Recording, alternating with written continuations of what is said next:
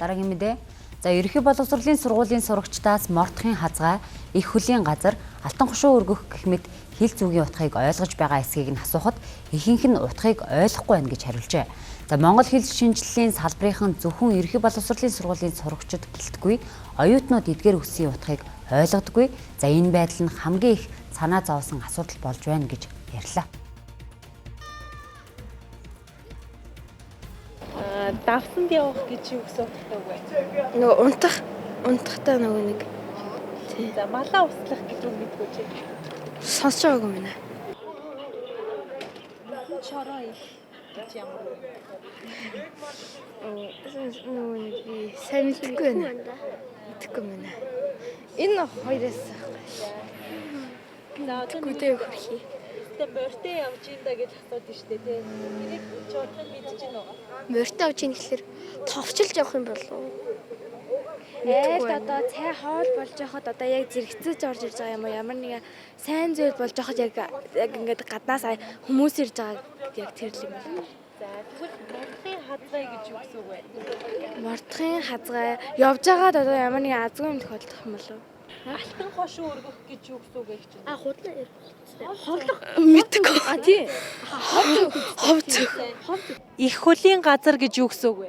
Мэдгүй. За тэгвэл их хөлийн газар гэж юу гэсэн үг вэ? Мэдгүй шүү дээ. Ээж л хамгийн чухал гэж байгаа юм уу? Хаашаа мэдгүй. Мордохын хазгай гэж юу гэсэн үг вэ? Мэдгүй дээ. Одоо тийм үзэггүй дээ. Сайн мэдгүй л байна. Чамаас өөр алтан хошуу өргөх гэж сонсч ирсэн үү? Сонсож байгаагүй. Сонсож ирсэн шүү дээ. Хичээлэр Үгүй. Чи сонсож ирсэн харин би сонсож байгаагүй. Өргөх чинь худлаа гэдэг үстэй. Давсанд явах гэж юу юм? Алтан хошуу өргөх чинь нууцаа задлах үү? Хэл зүг үндэсний соёл, логик, тооцоолол, дүрслэх чадварыг сайжруулдаг.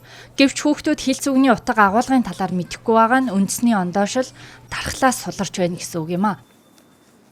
За сүүлийн үед ер нь одоо ингээд харж байхад одоо Монгол хэлний агшгүй одоо ингээд 4 жил ажиллаж байна. Тэгээ ингээд харж байхад ерөөсө хүүхдүүд ерөөсө ингээд хэрэглээний ямар ч ингээд монгол хэлэн дээр уран яруу үг бол ерөөсө үгийн сан байхгүй бүр адгийн одоо наад захын л дээр уул толгод, дов толгод гэдэг үгний утгыг мэдэхгүй те гүвэ гэдэг үгний утгыг мэдэхгүй ч гэдэм үү ерөөсө үгийн сан байхгүй болсон. За энийг юунаас нөлөөлж харж ийнэ вэ гэхээр манай эцэг эхчүүд ер нь нийгэм тэр аяараа хүүхдийг нөгөө нэг хит багаасан одоо нөгөө дэлхийн нийтийн хэл англи хэлэнд сургаж ийн гэд хүүхдээ хит багаас нь бэлдээд нөгөө монгол хэлийг нэг ач холбогдол өгөхгүйгээр үлдээж байгаагаас болоод хүүхдүүдийн үгийн сан нэгдүгürt байхгүй болж байна. Ерөнхий боловсролын сургуулийн сурагчдын дунд нийтлэг ажиглагдаж байгаа зүйл бол хүүхдүүд монгол хэлээр бүрэн ярих чадвар буурч өдөр тутамдаа гадаад хэлээр хольж ярьдаг болсон байна. Хүүхдүүдийг буруутгахаас илүүтэй их хэлээ сурталчлан таниулах, сонирхлоор нь дамжуулан хүргэх бодлого зайлшгүй тулгарч байна.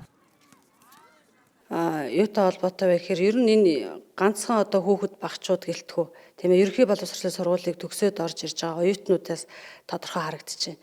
Одоо өнөөдөр хичээл заахад л хоймсон гэдэг үгийн, гурамсан гэдэг үгийн, хошоод гэдэг үгийн утгыг мэдэхгүй байна. Тийм ээ. Гун гэдэг үгийн утгыг ерөөсөө оюутнууд хэлж мэдэхгүй байна. Тэгэхээр энийг нэгдүгээр тэр хэрэглээ таних тэр хэрэглээ байхгүй байна. Хоёрдугаарт таних тэр орчин ерөөсөө байхгүй байна гэж үзэж байна. За гуравдугаарт энэ бас сургалттай ч холбоотой байх. Тэгээ бүх зүйлийг бас сургалттай холбоотой гэж ихэдэж болохгүй. Энд олон хүчин зүйл бол нөлөөлж байна гэж ингэж үзэж болно.